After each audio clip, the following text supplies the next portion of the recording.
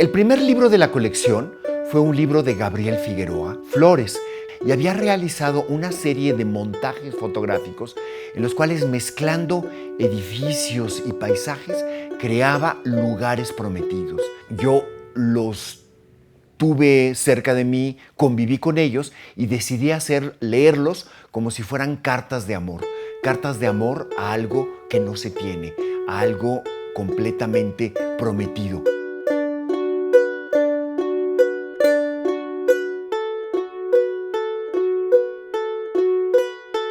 Aquí lo que se ve es un ensayo fotográfico que esté redondeado y que se cierre sobre sí mismo. Y cuando de alguna manera esto sucede y cuando se es honesto, pues las fotografías creo que lo hablan, ¿no? Y además la relación entre eso y la parte de la literatura, porque muchos de los libros de fotografía tienen un texto que describe las fotografías, habla sobre el autor, pero no hace una reinterpretación del ensayo fotográfico.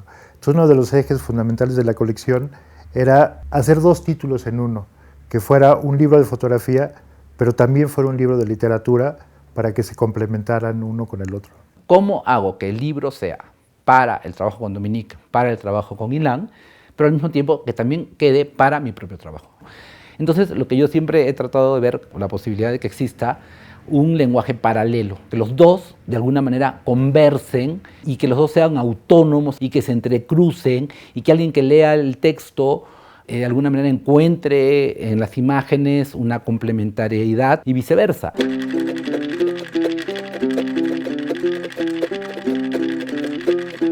Para mí es fundamental considerar los límites de la fotografía en el ejercicio de la fotografía. Es decir, los límites son la ocasión para entender una posibilidad fotográfica. El límite es una chispa.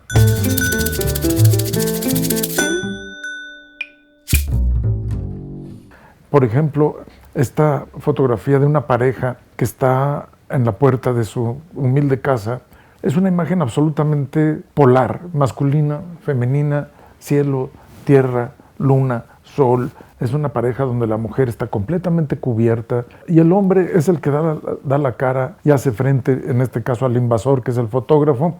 En cada fotografía uno puede sentir que hay una aproximación cuidadosa por parte de Jorge Bertis, incluso delicada. Lo que me pasaba es que sentía una necesidad impresionante de ser empática con esas imágenes, de mostrar mi empatía, aquello que me había llegado y que me ponía la piel chinita.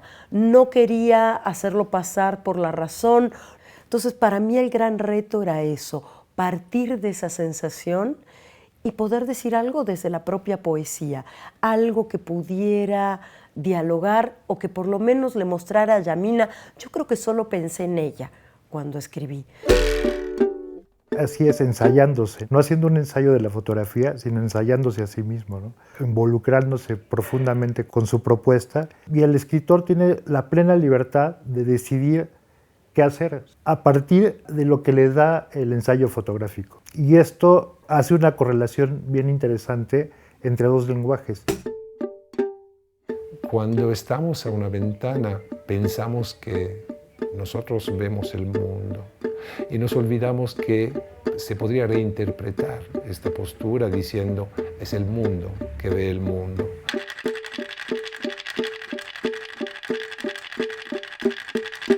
En la mayoría de los casos, cuando nos acercamos a una idea, o más bien perseguimos una idea, tenemos un punto de inicio y no tenemos un punto de llegada. Se trata de normalmente tener una intuición de fondo, algo que tiene que ver con una cuestión existencial.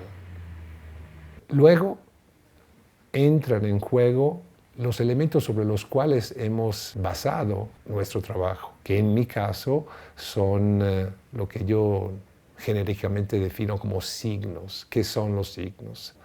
Para un fotógrafo documental como yo, elementos que pueden asumir un significado simbólico, elementos que pueden entrar en una doble lectura.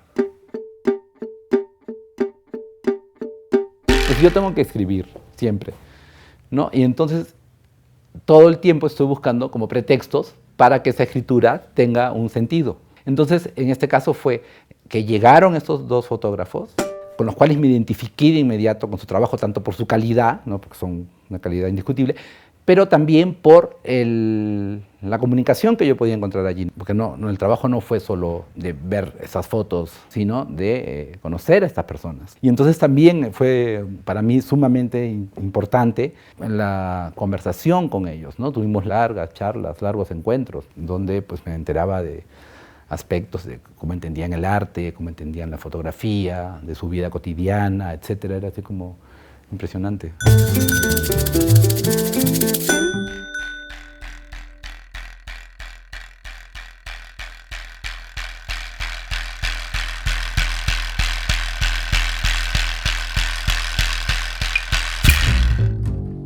Toda la intención de esa era decir, bueno, ¿qué? O sea, como pensar que la fotografía pudiera captar mi experiencia de vida ahí, ¿no? Y fotografié muchísimo, y entonces, ¿cómo seleccionar? O sea, siempre, bueno, yo creo que uno de los problemas para cualquier fotógrafo y bueno, cualquier artista en general es la selección, ¿no? Porque hay cosas con las que tú te encariñas. Yo lo digo, en una foto tú dices, no, es que esta foto es padrísima porque ese señor lo conocí, me platicó. Pero pues en la foto no está eso, ¿no? Entonces, ¿cómo tomar distancia y ver que la imagen por sí misma es valiosa, ¿no? O es interesante o es intrigante.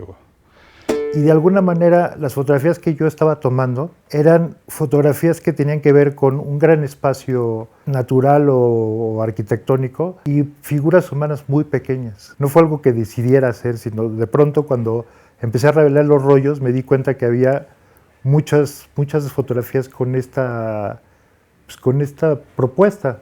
Y me di cuenta que de alguna manera estaba buscando un centro específico en mi propia vida y por eso era la necesidad de ubicar al ser humano muy pequeño en esos grandes espacios. Y curiosamente cuando me di cuenta cuál era el trasfondo o la parte, no sé, interna de lo que respondían las fotografías, curiosamente en ese momento dejé de fotografiar así.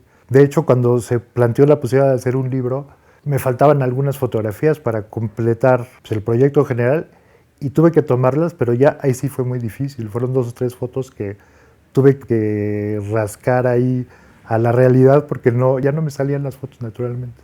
Bueno, el proceso de Oráculo fue un proceso más interno. Generalmente iba a diario, leía un capítulo del I Ching y recogía la flor que más sintiera yo empatía. Posteriormente le hacía el tratamiento y la observaba en el microscopio electrónico. Y sí, realmente era como una empatía que no sabía si iba a funcionar, pero al final la imagen sí reflejaba mi sentir en ese momento. Por eso generalmente la imagen en el libro es blanco y negro, ¿no? Porque para mí son momentos de luz y de oscuridad que se van juntando.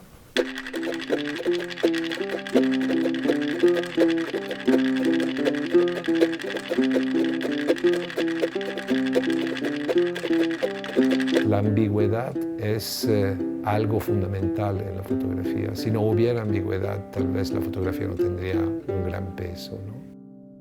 Para mí, como forma de colaboración, ha sido una experiencia extraordinaria. Ha sido la ocasión de visitar mis imágenes, cosa que no pasa a menudo para un fotógrafo, ¿no? Justamente esto, la ocasión de tener un encuentro visual y literario. Esto me parece la parte más armónica, valuable, apreciable de la colección. Esta posibilidad de encontrar las palabras de otros autores. Y además, de alguna manera, potencializa a los dos lenguajes. Es decir, a lo mejor alguien que le interesa mucho la fotografía, de repente, siguiendo a un fotógrafo, puede descubrir un escritor que no conocía Y viceversa, alguien que sigue a algún escritor puede descubrir un ensayo fotográfico o un fotógrafo en particular. Es la oportunidad de que si no fuera por esta colección, si no fuera por la invitación, si no fuera porque yo encontré que estos fotógrafos de alguna manera conversaban con mi obra, pues nunca lo hubiera yo encontrado, ¿no? Entonces hay un enriquecimiento personal, simbólico, conceptual, pues sumamente importante para mí, ¿no?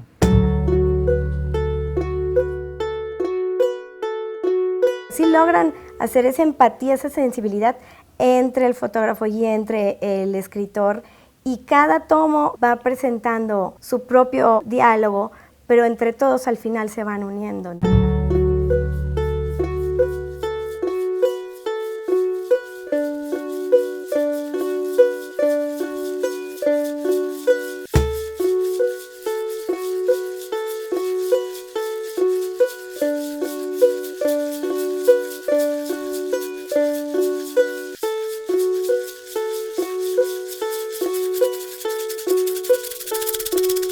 En el espíritu de la colección Luz Portátil está también parte del espíritu de Artes de México, que es un lugar donde se suscita la confluencia de personas. Nosotros no necesitamos que todos tengan la misma opinión, ni todos reivindiquen las mismas ideas. Necesitamos que tengan ideas, que esas ideas se transmitan de manera sensible y que confluyan con otros creadores.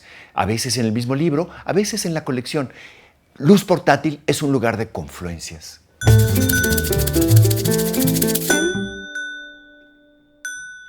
El cuerpo deshabitado. 1. Las venas pintadas de frío, un velo que cubre la piel, el grito tatuado en el pecho, polvo, uñas apenas crecidas. Pocas cosas más deja como marca la ignominia. 2. Dicen que el nombre es la huella de las ausencias. 2 sílabas. 3. Un sonido familiar atado a la historia. Memoria sin infancia ni veranos, sin arrullos. Huir. Solo la urgente sombra de tus pasos arropa el recuerdo. 3. Un nido de ágata protege el ensalmo. Así se repite el ritual que junta las manos en oración y llena tus ojos de mareas azules.